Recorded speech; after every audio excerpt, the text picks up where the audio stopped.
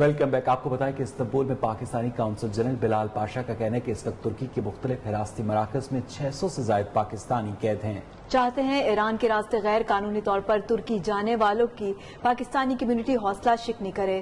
Istanbul سے رانا فیصل کی report دیکھیے.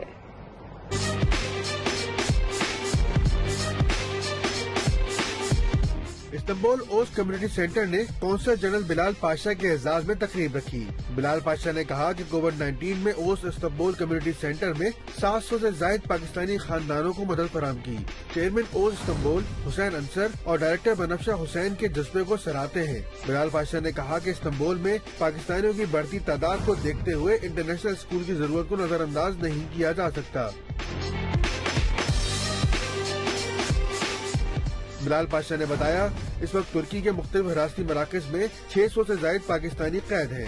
چاہتے ہیں ایران کے راستے غیر قانونی طور پر ترکی جانے والوں کی پاکستانی کمیونٹی حوصلہ شکنی کرے.